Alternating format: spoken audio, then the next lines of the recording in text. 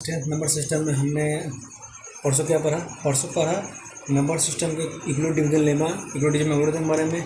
फिर नेक्स्ट दिन में क्या पढ़ा, इरेशनल नंबर के बारे में। और कुछ उससे जो है वो टॉपिक जैसे होता है नेचुरल नंबर होता है, होल नंबर होता है, ट्वाइन प्राइम कंपोजिट, ये सब आप लोगों को 9th में 10th में 8th में पढ़ने को मिला है।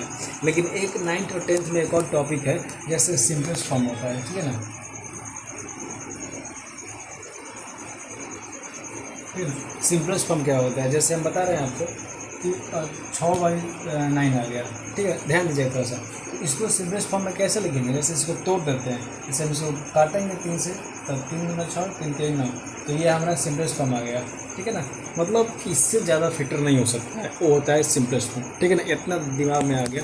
अब हम इसको बताते हैं आपको, थोड़ा सा ये भी इसलिए बताएं कि थोड़ा नॉलेज होगा। तो कोई भी नंबर अगर दिया है, मान लीजिए दिया है 1.8, ठीक है। ये क्या होता है, ये है आपका, ये रेकरिंग है, ठीक है। ये ध्यान दीजिएगा, ये रेकरिंग का नंबर, मतलब इसका मतलब क्या होता है, रिपीटिंग। मतलब डिसिमल के बाद 8 धरती पर कभी अंत ही नहीं होता, ठीक है। धरती अंत जगह इसका अंत नहीं होगा, इसलिए इसको रेकरिंग दे देते हैं। तो इस टाइप का अगर आपको क्वेश्चन आता है और कहता है कि इसको तुमको P/Q के फॉर्म में लिखो, ठीक है ना। P/Q के फॉर्म लिखो एज वेल, मतलब जैसे कि सिंपलेस्ट में, ठीक है, फॉर्म में लिखो। तो इसका एक रूल होता है, देखो मैं हिंदी में बता रहा हूँ, सब ध्यान से सटीक समझिएगा, सटीक। देखिए क्या होता है, सोल्यूशन में आते हैं। पहले तो हम टोटली लेट मानेंगे इसका, ठीक है ना। जैसे बता रहा हूँ आपको, ध्यान सुनिएगा। लेट मान लीजिए, लेट x = 1/इतना, ठीक है ना। एकदम कोई दिक्कत नहीं, इतना सब में लिखना है, जो होगा यहाँ पे लिखना है। उसके बाद देखिए क्या क्या काम होता है। उसके बाद देखिए रेकरिंग के बाद क्या है इसमें, पहले हम देखेंगे कि जिस नंबर पर रेकरिंग है या जितना नंबर पर रेकरिंग है उसके बाद कितना नंबर है या नहीं है। देखिए 8 के ऊपर रेकरिंग है, तो 8 के बाद कितना नंबर है, कुछ नहीं है। पॉइंट के मतलब नहीं है, हमको इससे मतलब ही नहीं है, ठीक है ना। हमको रेकरिंग से मतलब है, ठीक है ना। ये ध्यान में दीजिएगा, हमको किससे मतलब है, हमको रेकरिंग से मतलब है। तो रेकरिंग पहला स्टेप, मतलब स्टेप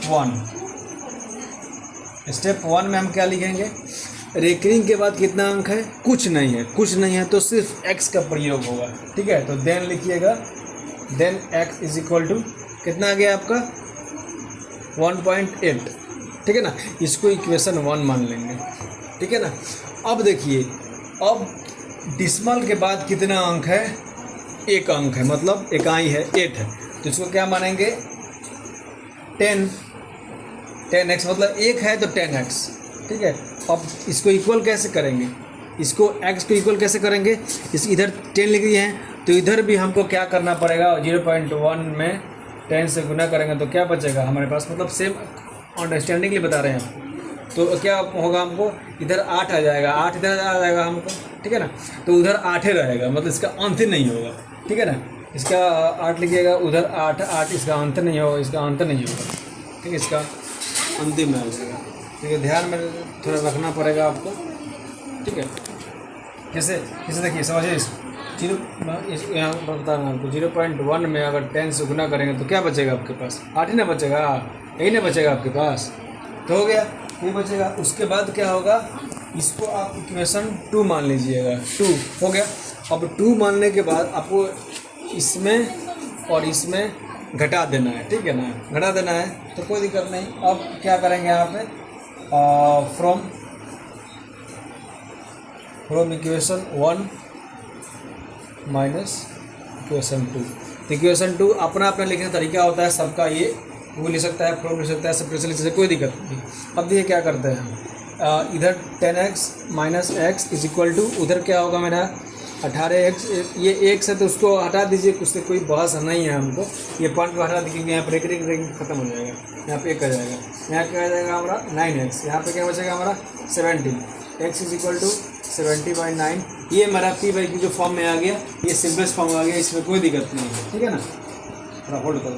आ गया क्वेश्चन हमारा ये 32, इसको करना है हमको क्या, P/Q के फॉर्म में। जैसे बता रहा हूँ आपको क्या होता है, इसको तुरंत लेट मानिएगा आप, लेट x = 0.230, ठीक है। ये आपका हो गया, मतलब लेट x = इतना, कोई दिक्कत नहीं।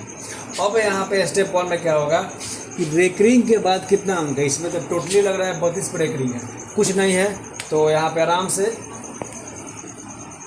यहाँ पे then x is equal to 0.32 equation 1। अब देखिए वो डिसमल के बाद कितना अंक है, 2 अंक है। 2 अंक है तो कितना से मल्टीप्लाई, 2 जीरो, मतलब 1 पर 2 जीरो, ठीक है ना।